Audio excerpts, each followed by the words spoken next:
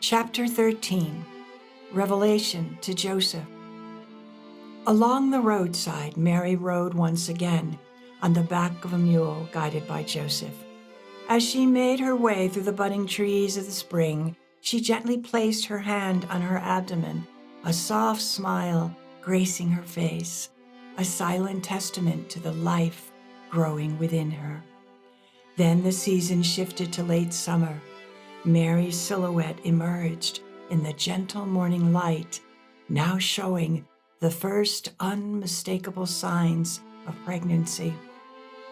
Joseph watched her in quiet contemplation as she concluded her canticle, his face etched with confusion and sorrow. Later that day, in the quiet sanctuary of his room, Joseph knelt in prayer. His heart heavy with turmoil, he whispered, "My heart is full confusion, my Lord, for thou knowest I have kept my vow of chastity. What can it mean that my spouse, the purest of hearts and most trusting of temperaments, appears with child? How can this be? I beg thee, relieve me of this burden, for it tears at my very being to consider what our law must require of me. I withhold and defer my judgment. I do not believe that Mary has offended thee, yet much less can I presume that there is a mystery of which I, as her spouse, am not to be informed. Govern my mind, and fulfill that which is most pleasing to thee." Unbeknownst to Joseph, Mary, by divine grace, heard the silent outpouring of his inner thoughts. Her eyes filled with tears at the evident sorrow and confusion in his prayer, though she could not reveal the hidden truth of her condition. Days passed. As she continued to care for him with loving tenderness, her secret became ever more apparent. Joseph, isolated in his struggle, wrestled with a painful decision. The law commanded that he divorce her and turn her over to the authorities for punishment.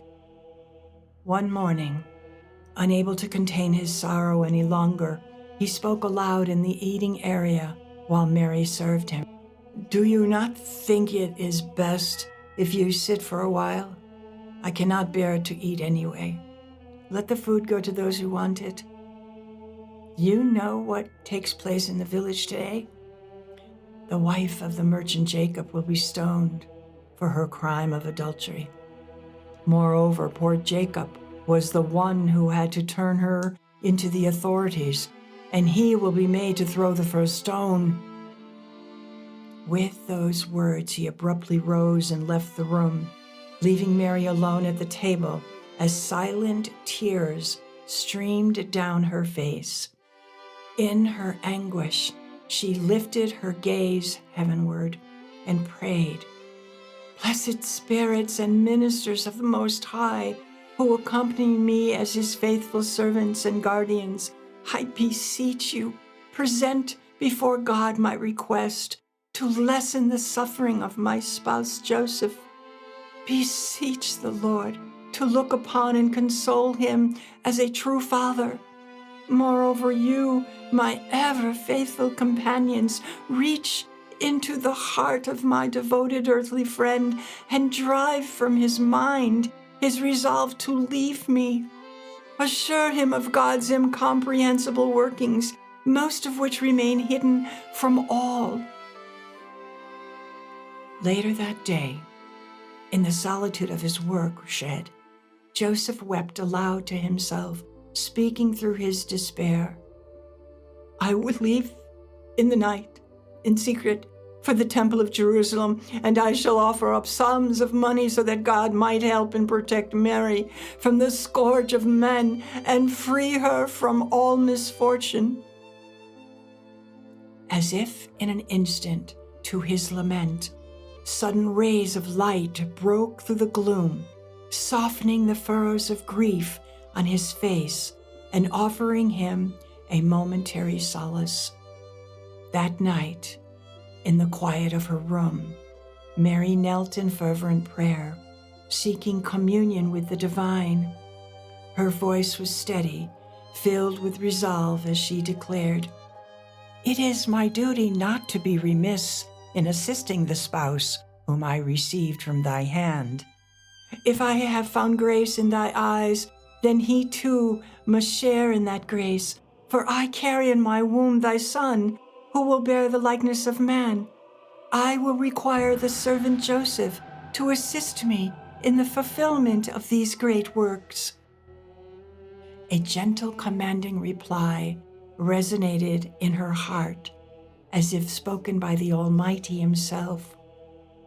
"My dearest one, I shall soon visit my servant Joseph and manifest to him by my angel that which is now unknown to him. I will fill him with my spirit and make him able to perform his part in these mysteries." Mary responded with humble gratitude, "I trust in thy infinite wisdom, for I believe that Joseph must pass through his trials so that he may possess the fortitude required for the journey that thou hast destined for us. For thy compassion and mercy, I give thee great thanks." A few nights later, Joseph tossed and turned fitfully in his room until he finally succumbed to deep sleep.